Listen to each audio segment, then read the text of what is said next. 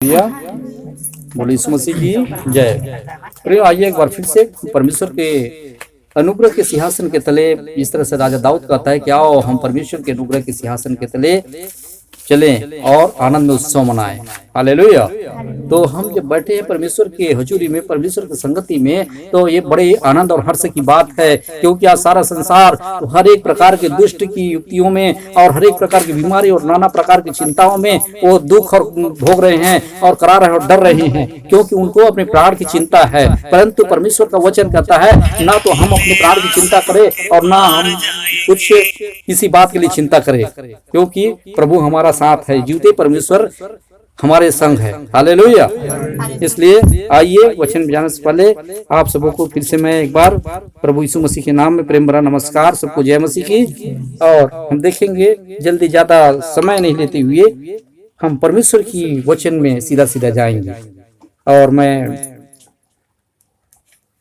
वचन को पढ़ने के लिए आप पढ़ेंगे। हाँ, पास्टर विक्रम इस वचन को पढ़ेंगे और हमारे साथ ही वचन की पढ़ने में सहायता करें। भजन संहिता हम देखेंगे जो हर बार रटते हैं, जिसको बार बार पढ़ते हैं, जिसको बार बार सुनते हैं, हम उसी वचन से हम देखेंगे, सीखेंगे। हालेलुया। कि वचन हमसे क्या कहती है ना। ये परमेश्वर के नाम की महिमा हो। वचन भजन संहिता 34 और 8 पद 8 और 9 10 पढ़े। परख कर देखो कि यहोवा कैसा भला है। हाँ, क्या ही धन्य है वह पुरुष जो उसकी शरण लेता है। हे यहोवा के पवित्र लोगों, उसका भय मानो। हाँ, क्योंकि उसके डरवैयों को किसी बात की घटी नहीं होती। हालेलुया। हालेलुया। ना और आगे जवान सिंहों को तो घटी होती है और वे भूखे भी रह जाते हैं। हाँ। परंतु यहोवा के खोजियों को किसी भली वस्तु की घटी ना होगी। Hallelujah. Hallelujah. Praise the Lord. So परमेश्वर इस वचन पर अपने पढ़े जाने और सुने जाने पर हम सबों को आशीष दे। परमेश्वर के नाम की महिमा हो। परमेश्वर का वचन कहता है, फिर से पढ़े उस वचन को। परख कर देखो यहोवा परख करके देखो यहोवा कैसा भला है। क्या ही धन्य वह पुरुष जो उसकी शरण लेता है। क्या ही धन्य है वह पुरुष जो उसकी शरण लेता है। हे यहोवा के पवित्र लोगों, हे यहोवा के पवित्र लोगों, उसका भय मानो। उसका भय मानो। क्योंकि उसके डरवैयों को किसी बात की घटी नहीं होती। उसके डरवैयों को किसी बात की घटी नहीं होती। जवान सिंहों को तो घटी होती है। जवान सिंहों को तो घटी होती है। वे भूखे भी रह वो जाते भूखे हैं। भी रह जाते हैं। यहोवा के खोजियों को यहोवा के खोजियों को किसी भली वस्तु की घटी नहीं होगी। हालेलुया। क्योंकि ये वचन को दाऊद बड़ी निश्चयता के साथ में हमें लिखता है, हमें समझाता है, हमें बताता है कि यहोवा के डरवैयों को किसी भली वस्तु की घटी नहीं होगी। और कहता है कि परख करके देखो कि यहोवा कैसा भला है। हम कैसे परखेंगे, कैसे जानेंगे इस बात को? क्योंकि ये बात प्रमाणित है, ये बात पुष्टि है। इसलिए प्रियो, जवान सिंहों को तो घटी होगी। जवान मतलब सामर्थ्य से भरा हुआ है, उसमें बल ताकत है और वो अपने शिकार को अच्छी भली भांति क्या होता है पकड़ लेता है। वो कभी भी वो जाने नहीं देता, उसके मुंह से कभी शिकार छूट ही नहीं सकती, क्योंकि वो जवान और सामर्थ्य से भरा हुआ है। शेर है ना। ये कहते हैं ना कि शेर की ताकत जैसा, शेर जैसा ताकत है, वो ताकत कितना ताकतवर होता है। परंतु यहाँ पर परमेश्वर का वचन में लिखा हुआ है कि जवान सिंह को शिकार की घटी हो सकती है, वो भूखे भी रह सकते हैं, परंतु यहोवा के डर किसी भली वस्तु की घटी ना होगी, नहीं होगी। परख करके देखो यहोवा कैसा भला है। इसको अजमा लो, देख लो, जान लो। परंतु इस बात पर क्या करना है? विश्वास करना है, दृढ़ रहना है। हालेलुया। हाँ, देखेंगे पहला राजा, हम इस बात की प्रमाणित करेंगे, है ना। पहला राजा 18 एक पद में। बहुत दिनों के बाद तीसरे वर्ष में यहोवा का यह वचन एलिय्याह के पास पहुंचा। जाकर अपने आप को अहाब को दिखा। हाँ, किसके पास पहुंचा? एलिय्याह के पास पहुंचा और वो बोलता है कि जाके तू अहाब राजा को अपने आप को दिखा, प्रकट कर उसके सामने में। और मैं भूमि पर मेह बरसा दूंगा। मैं भूमि पर मेह बरसा दूंगा, क्योंकि वहां पर 3.5 साल का अकाल पड़ा हुआ था। और ये कौन था? एलिय्याह नबी था। हम आगे देखेंगे, है ना, 3 पद तक। तब एलिया अपने आप को अहाब को दिखाने गया। हाँ। उस समय सुमरोन में अकाल भारी था, इसलिए अहाब ने ओबद्याह को, जो उसके घराने का दीवान था, बुलवाया। किसको बुलाया? ओबद्याह। हाँ, उबदा है ना, उबद्याह क्या उबदा है? ओबद्याह। हाँ, उबद्याह है। तो बुलाओ कर क्या बोला?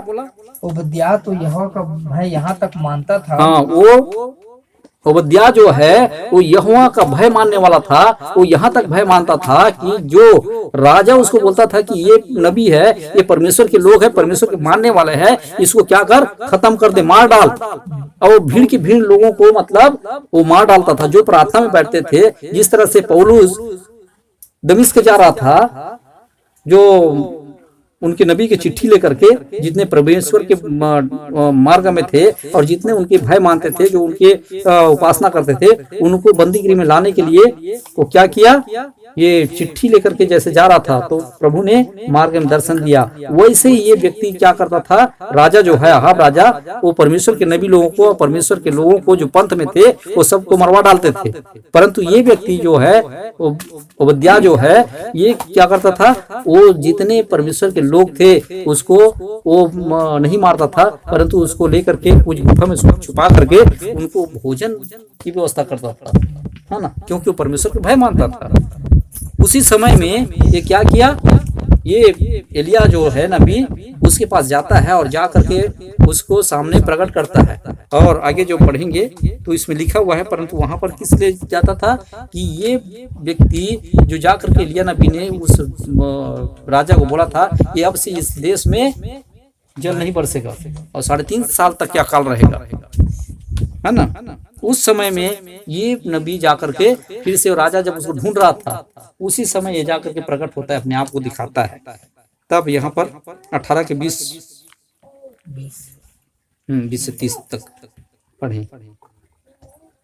तब अहाब ने सारे इजरायलियों को बुला भेजा। हाँ। और नबियों को कर्मेल पर्वत पर इकट्ठा किया। हमें पहले का जो घटना है उसको हम नहीं देख रहे हैं, लेकिन जो मेन जो पॉइंट है वहां पर देखते हैं कि ये व्यक्ति क्या बोला कि जा, राजा को बुलाया कि जा उनको बुलवा ले, जितना भी मतलब के नबी हैं।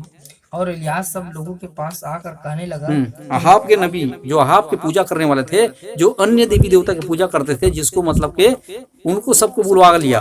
और तुम कब तक दो विचारों में लटके रहोगे? वो कहता है कि तुम कब तक दो विचारों में लटके रहोगे?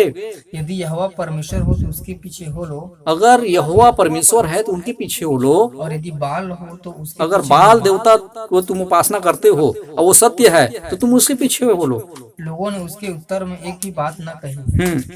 तब एलिय्याह ने लोगों से कहा, यहोवा के नबियों में से केवल मैं ही रह गया हूँ। हाँ, ये क्या बोलता है कि देखो यहोवा के विषय में तो किसी ने आवाज नहीं उठाया, किसी ने महा नहीं भरा, इसलिए मतलब कोई नहीं रहा यहोवा के नबियों में से, मतलब यहोवा के बस तरफ से मैं अकेला हूँ। और यह कह करके और बाल के नबी 450 मनुष्य हैं। 450 लोग मतलब कि बाल के नबी थे, उपासक पूजा करने वाले। इसलिए 2 बछड़े लाकर हमें दिए जाए। ये क्या कहता है कि तुम लोग 450 हो, मैं अकेला हूँ, इसलिए हमारे बीच में क्या होना चाहिए, एक परीक्षण होना चाहिए, है ना। 2 बछड़ा हमें दिया जाए। और वे एक अपने लिए चुनकर उसे टुकड़े टुकड़े काट कर लकड़ी पर रख दे। हाँ, एक वेदी बना करके तुम लोग रख लो और कुछ आग न लगाए। और कुछ आग ना लगाए। और मैं दूसरे बछड़े को तैयार करके लकड़ी पर रखूंगा और कुछ आग न लगाऊंगा। और कहता है कि मैं दूसरे बछड़े को तैयार करके लकड़ी पर रखूंगा और आग नहीं लगाऊंगा। अब तुम तो अपने देवता से प्रार्थना करना। और तुम अपने देवता से प्रार्थना करना। और मैं यहोवा से प्रार्थना करूंगा। हाँ, मैं यहोवा से प्रार्थना करूंगा। और जो आग गिराकर उत्तर दे वही परमेश्वर ठहरे। हालेलुया। यहाँ पर कहता है कि जो आग गिरा करके इसको भस्म कर दे वही परमेश्वर ठहरेगा। तब सब लोग बोल उठे, अच्छी बात है। हाँ। और एलिय्याह ने बाल के नबियों से कहा, पहले तुम एक बछड़ चुनकर तैयार कर लो, क्योंकि तुम तो बहुत हो। तब अपने देवता से प्रार्थना करना, परंतु आग न लगाना। हाँ। तब उन्होंने इस बछड़े को जो उन्हें दिया गया था लेकर तैयार किया। हाँ। और भोर से लेकर दोपहर तक वह यह कहकर बाल से प्रार्थना करते रहे, हाँ। हे बाल हमारी सुन, हे बाल हमारी सुन, परंतु बस नहीं सुना, है ना, नहीं सुना।